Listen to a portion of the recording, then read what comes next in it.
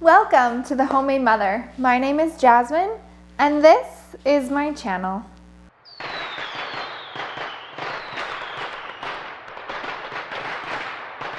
Welcome back, everybody. It is so good to see you all. I hope you had a wonderful Christmas. I hope you're looking forward to the new year because it's tomorrow, in case you didn't know. And, well, you might as well start getting ready now for what you plan to do this new year. I thought today we would talk about my goals because I don't really believe in New Year's resolutions, but I like setting goals for the new year. This year my plan is to do more homemade things and less purchasing of like pre-made or all of that stuff. Trying to save money, but also just trying to keep the creativity growing. Because honestly, this last year was really hard. And being creative in this last year was even harder.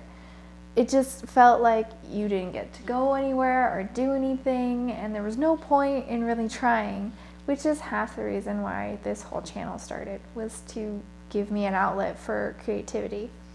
But I digress. This video is all about the 10 things I plan on making in 2022 homemade.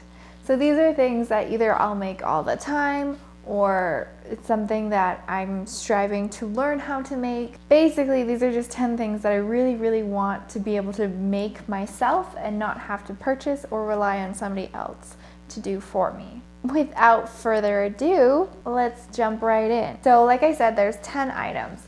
2 of them are food items, 2 of them are things that I can make with my Cricut. It's honestly one of the coolest things I have ever owned in my life. 2 of the items are items that I want to sew for my house. I want to A, practice my sewing skills because they're only okay, and B, use what I have because I mean, I have a sewing machine, why not sew? The next 2 items are household items, whether they're cleaning supplies or otherwise. And the last 2 are things that I want to learn how to knit. I do not currently know how to knit, but my mom does. I really want to be able to spend more time with my mom this year. So let's jump right into what is on my to-do list in 2022.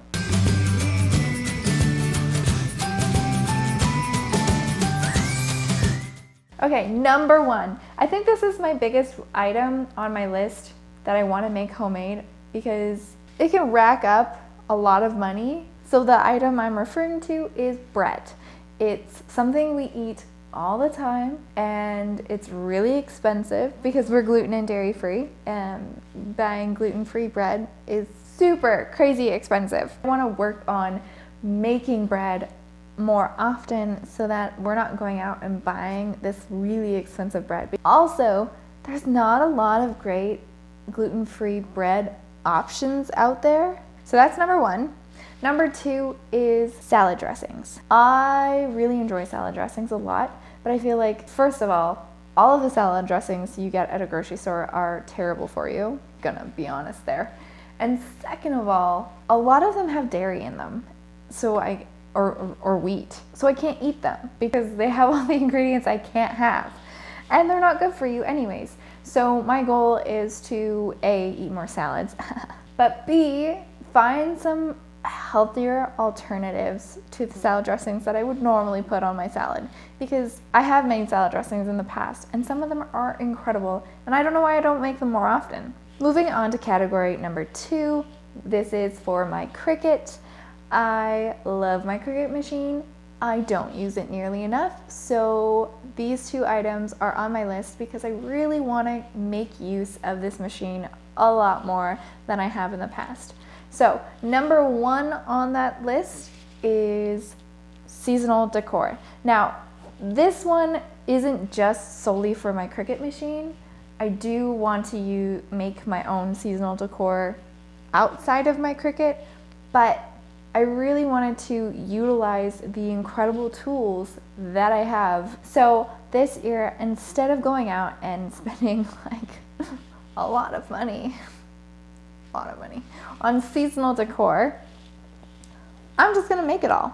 I'm gonna make it all with my Cricut machine and craft paper and whatever else happens to be lying around in my drawers, because I got a lot of stuff and I really need to use up what's in there. Item number 4 on my list, which is for my Cricut machine, is greeting cards. I am a sucker for a good greeting card. I always have been, but they are seriously so expensive.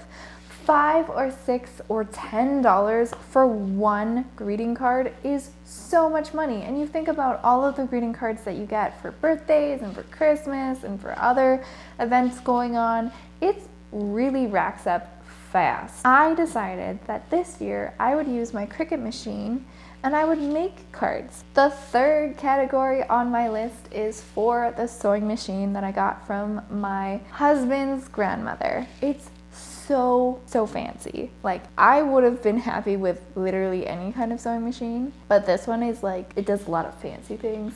So I wanted to utilize this incredible tool that I got gifted, just because I was the only one that had any sort of sewing knowledge in this family. 1, gift bags. This one I really want to make because I feel like you spend a lot of money and you create a lot of waste with gift bags and tissue paper and wrapping paper, and it's just so unnecessary. So I plan on making a few different varieties of gift bags, some for birthdays, some for Christmas. The second one on my list for a sewing machine is napkins. Oh my gosh, I actually really love fabric napkins. I know some people are like, oh my god, you have to like wash them and then they get stained and blah blah blah. I love fabric napkins. I think they're way better than paper towel or paper napkins. Also, you get to reuse them over and over again. I'm gonna go and find some really fun patterns for all the different seasons, for like Valentine's Day and Easter and Thanksgiving and all of that, so that I can have some fun napkins that I can use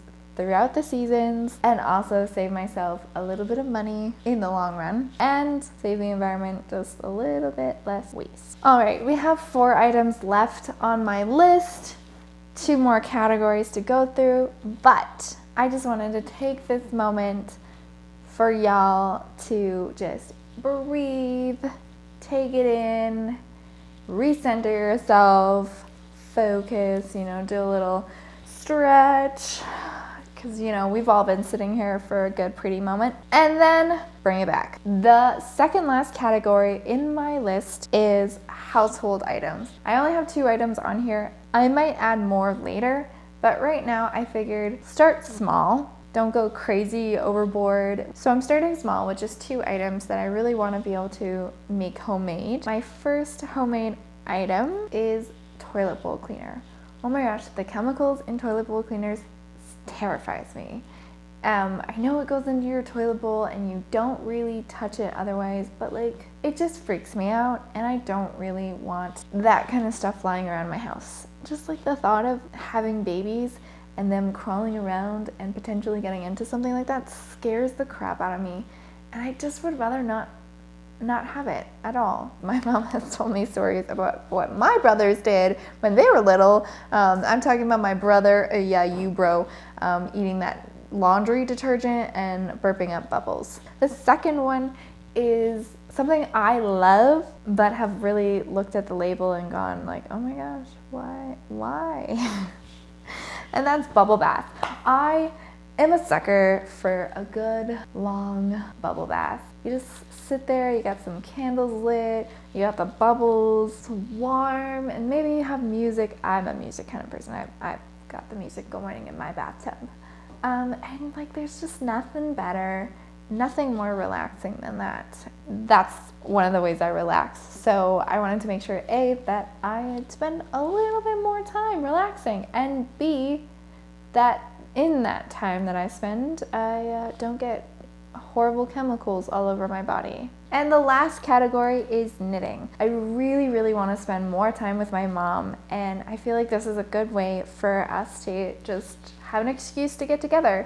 She can teach me how to knit, and I can make some stuff that I definitely need and could go out and purchase, but I think I would feel more satisfied making it myself. Also, I can make it in a design that I really like, because sometimes you go shopping and you have a hard time finding something cute that you truly like. The first one is a winter knitted headband, but like, you know, those headbands that you put on your head to keep your ears warm. Yeah, I have a serious problem with my ears getting too cold. I have to wear headbands all the time because of that. So I don't think I'm a hat person. Like, hats don't look great on me. So I would really like to knit myself a couple of pairs that could keep my ears warm and also be stylish, because, you know, I have all these different outfits and you gotta have a headband to go with it, you know? It's probably just me. And the second one on my list is scarves. I actually think I have an addiction to scarves. I probably don't need any more, but I would actually really like to learn how to knit a scarf so that I could be like, oh yeah, you know, wearing your scarf and people are like, oh my gosh, that's like the cutest scarf ever. And you're like, ah, thanks, I made it myself. You know, like there's something satisfying about that. Also, I just really like scarves, and I get at least one a year. I feel like instead of spending the money buying it, I could spend the time making it. And then I also get to spend quality time with my mom. I feel like it's a win-win. You know, you can't go wrong with that. That is my list for 2022, the things I plan on making homemade. I don't know about you guys, but I'm really excited for all of the projects that are coming forward. I don't know if I will video all of them, because like some of them, you know, you just kind of do and you don't really think about. If you really want to see / know how I do any of these projects, comment below, tell me which ones you're interested in making, and I will make you a video. If you don't say anything at all, none of these will get videoed, and I will just do them, and we'll all feel like nothing actually happened, nothing was achieved because we didn't record it. Whether or not I record it or not, these items will definitely be made by me. With my own hands, hopefully.